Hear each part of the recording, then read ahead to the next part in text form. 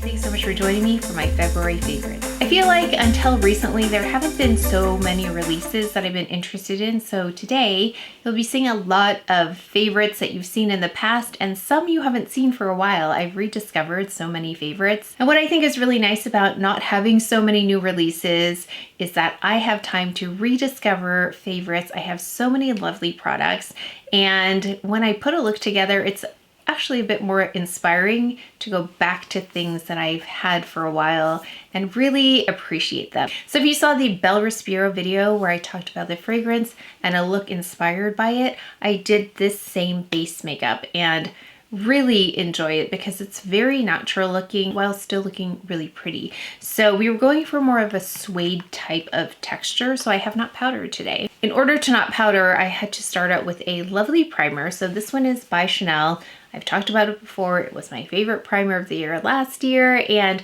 this is what allows me not to powder in the end. And actually, that was a really lovely tip that you had provided me last year, and I really love it. So this is by Chanel. It's mattifying, it doesn't have any glow to it. I just applied it right here in the middle. I followed up with this foundation. This is not really pretty without the lid on. Where is the lid? This is the Sublimage L'Essence de Taupe. This is by Chanel. It is in B40. I am ideally BD 41, so I've got the warm tones in my skin, but I also do lean neutral, so you can see here it's not that far off of my natural skin tone. And I did, of course, go in bronze and do a few other things, and I think that's why it works really well, but it's very close to my skin tone, you can see there. So this is really pretty, and it's got a more fluid texture. However, it only takes a little bit to do what I need it to do. I don't totally cover up the skin, but it just really enhances that glow. And I started off, I forgot to mention, with a more lightweight moisturizer as well. So I have combination skin, and what can happen as the temperatures warm up is that I can get more oily. So I have to be careful about not moisturizing too much or else things can slip and slide around. So I went in with this Bio-Lifting Oil-Free Fluid Plus. This is by Chantecaille, and you'll see here, well, let me just show you here because I already put a little bit on. It is more fluid. You can see there that it moves. Unlike the Bio-Lifting Cream, if you have that, it's a very emollient.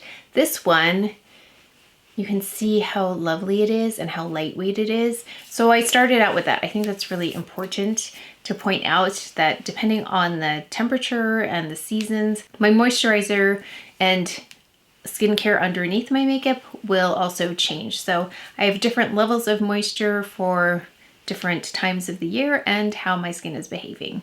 So we've got that on, and then I went in with these Chanel concealer products. I was not a fan of one of these, and I'm trying to find the other one. Where is it? Oh, here it is. When I tried it, because I was trying to use it for something different. So we do have here the color corrector in Pesche. I used that on my dark spots here today, and that's it. I did not even use the Clé de Peau there. I used this because they are lightening up so much. I'm able to use something like this, and that's enough. Then I also went in with the concealer here in BD 41, and I used that on the red area. So broken capillaries here, just right around the nose area is where I applied this concealer.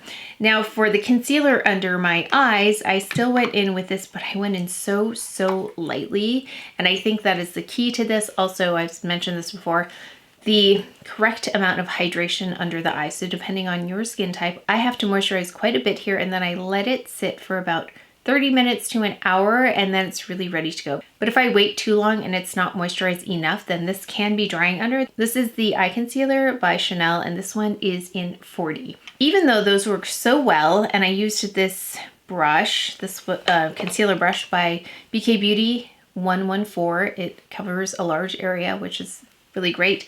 I noticed there's still a couple spots that can stand out if I look really closely. And so I'm going to apply this now, and this is the magic of this product here. And according to Lisa Eldridge, you can apply this on top of powdered areas or on top of makeup, which I love because I would usually do that anyway, but it was really nice to hear someone like a makeup artist say that that is an okay thing to do, and in fact is built into this product. You can do that with it. So I'm going to just go in, I'm going to lean in quickly here because you can see maybe that it's coming through just a little bit there. So yeah, if you can see that. So I'm just going to go in with this and pinpoint conceal, which is exactly what this is made for. So I'm just dotting it on. I'm not even covering the whole area because then I think it will look like a big spot on my face. So just kind of dotting intermittently here. Kind of like pointillism, and then from far away it looks like it's all together, but that way it's just not a solid chunk of concealer. So that's why I really feel like doing something like this works really nicely. And same here, I can do that right here. And then just take a little bit of this brush and just, oh, no, it's not it. I'm gonna take that concealer brush and then just feather it out. But where did I put it? Let's just feather that out slightly. And then I don't have to mess with the whole area. This is my leftover blush that I'll talk about in a minute.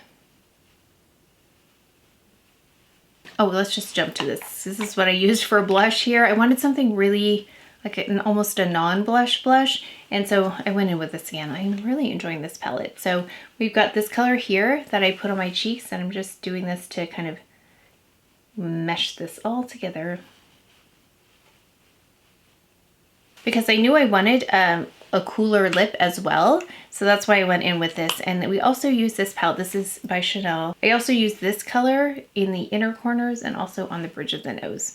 So out of all of these colors, I use these three the most. I use this one the least, but these three are in regular rotation. This being a blush color, and then this one going on the inner corner and then bridge of the nose. And then sometimes I'll do the same with this inner corner and bridge of the nose. I could also put it on top as a little bit of a glow for the middle of the eyelid if I wanted to. Oh, speaking of skincare though, I also wanted to mention I'm still using this remedy for dark spots. I'm using it in the evenings. It's one of the things that I think is really helping with the dark spots to diminish that. So I don't know, that's the only thing. I don't know how much is left in here. So I don't know when I'll need a new one, but it seems to have lasted a while. But I just use this in the evening. Okay, then for eyes, I had a question about the Clé de Peau eyeshadows. So I showed this one in action. This is a primer shade in the palette. So someone had asked, do I use a primer with the Clé de Peau eyeshadows? And there's one that is built in here. So I applied this first. And then, oh, this is the 03. If you haven't seen, I love this one. It's my favorite one. 03 is the palette. It's Sun-Dried Driftwood. And then we went in with this lovely palette because I had mentioned that this Chantecaille palette has lovely one and dones, and we've done a lot with this one. I don't think I've shown this one right here, that lilac shade. So that's what we have on. We put on the primer shade in the Clé de Peau and then went in with this one.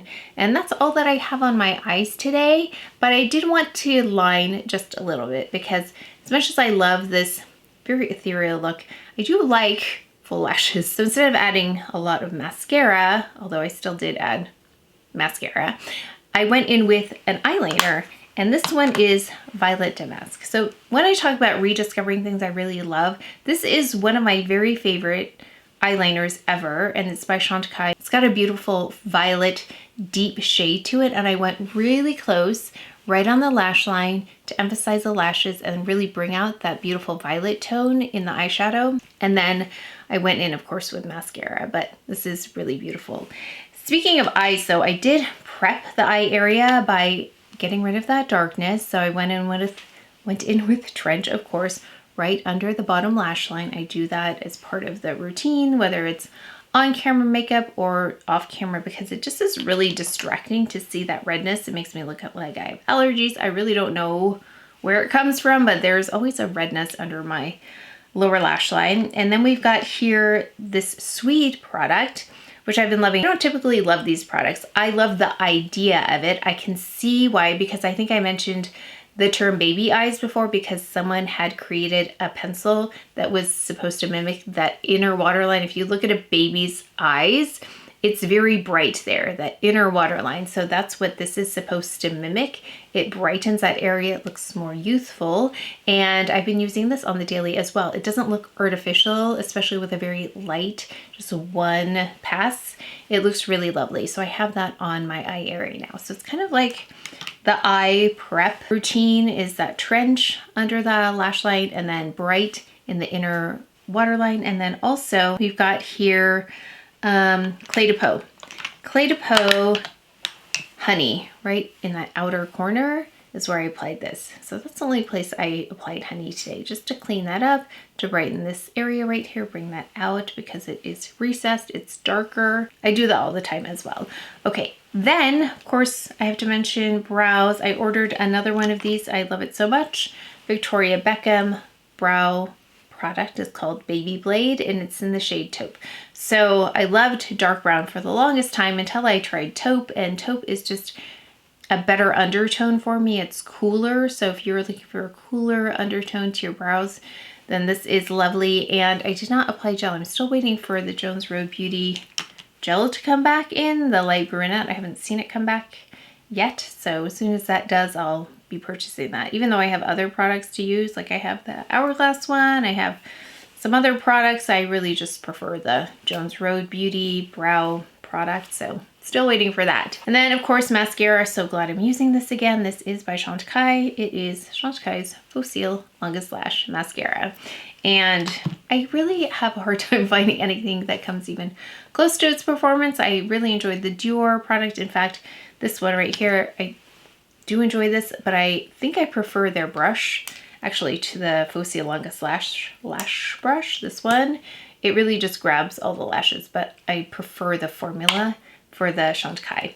And then Tower 28s is very nice as well. Those are probably the two I would go to if I didn't have the Chantecaille mascara. For bronzer, I went in with this Atlas by Hermes. I still really love it. And like I said, I didn't powder at all. I don't have powder on my face, which is amazing because I love powder. Oh, I wanted to mention though, I don't know if you noticed my lashes, I've noticed on myself are finally coming back. They look longer, they look fuller, and I've been using the Obagi. I mentioned it. When did I mention this? In an earlier video, I mentioned I picked it up. I was trying it out. I really like it. So it's the New Seal Eyelash Enhancing Serum. So I really am getting along quite well with this, and I like this applicator. It looks like this. It's like a teeny tiny little brush. It's very nice. So I've been using that and getting some nice results. So let me know if you've been using this Obagi product, because I'd love to know if it's working for you as well. Then for the lip, I went in, I chose a couple of things this month. So I love the Biossance Pro Peptide Lip Perfector. This is the one that I apply before I go to bed. Not this one though, the one that was no color. And then they sent this one, and this one is in Supernova. It has some color to it. So if you like that texture and you like that hydration but want a little bit of color, this is beautiful. So in the Get Ready With Me, I try it on by itself, but of course I will swatch everything for you and include that here. But for this lip, I thought I really like this Raspberry Kiss. However, I wanted my lips to be a little bit more evened out. I love the hydration in these. I think I prefer this to the other Rouge Coco Balm, that more satin finish. This one is the Shine. So I'm trying to find, I wish they had more colors though. I'm trying to find another color I would like. There's one that's a little bit more reddish that you let me know is beautiful. So I think I tried to purchase it, but it was out of stock something. There was something going on with that. But this one is in 762 Raspberry Kiss.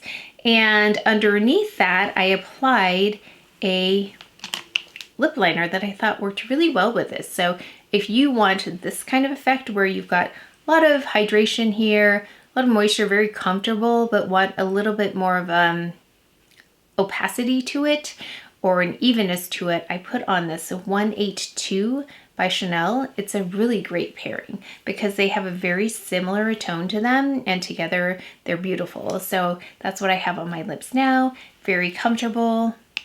My speed for a more serious lip because I just really love the hydration here. So it's as close to a lip balm, even though it's called Rouge Coco Balm, but it's the closest thing to a lip balm that looks more polished and looks like a true lip, I think, to finish this off. Then for a couple of wardrobe favorites, I'm enjoying these silk tops, and they're washable silk. I actually tested this out because I wore, not this one, the other one that I have.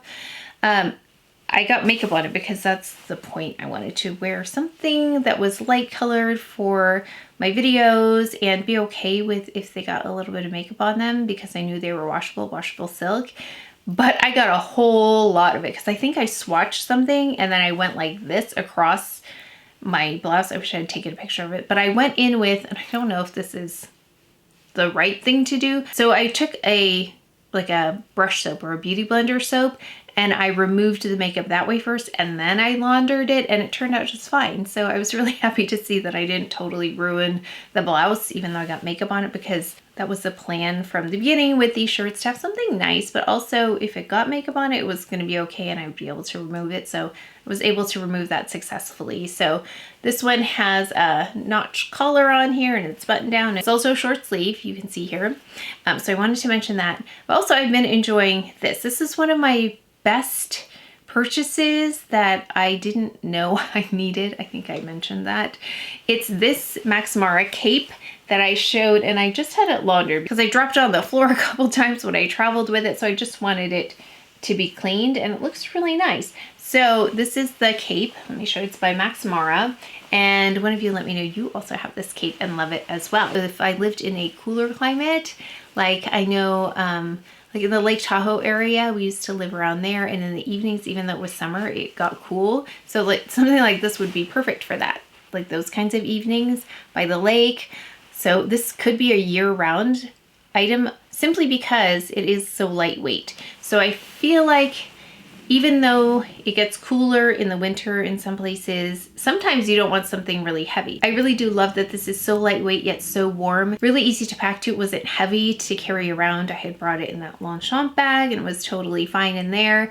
So really happy with this, both casual and dressed up. So hopefully I am putting some images here for you from, I think, oh, from my vlog. I had a lot of clips of how I styled this up, and I just put it on with leggings too when it was in the morning and I was just cold. I just put it on, it looked fine. But also in the evenings, I think it's really nice because that is one of the hardest things I think to travel with, is something warm for anything where I'm going out for an evening event. So this was perfect for that. So I was really happy I picked it up, and I think it's gonna get a lot of use. But that is it for my February favorites. Like I said, I have rediscovered so many things that I had already that I just haven't had a chance to use as much because typically new products are coming in really fast. Let me know if you've been doing the same. What are those things that you've rediscovered because you're not buying as much makeup? I'd love to know what those things are. And also let us know what are some wardrobe items that you use over and over again. I'd love to know what those things are because it's really satisfying when I select something that I am getting my use out of. Please let us know in the comment section below. But that is it for today's video, so please take care of each other, stay well if you enjoyed this video. If you learned something, please give it a thumbs up, subscribe, and I will see you next time.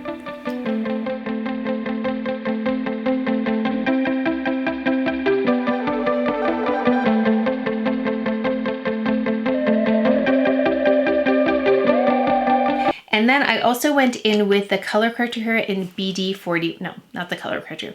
We put on the primer shade for the Chantecaille, no. This is the Sublimage. This is the Sublimage Concealer. Okay, so now I forgot where we are.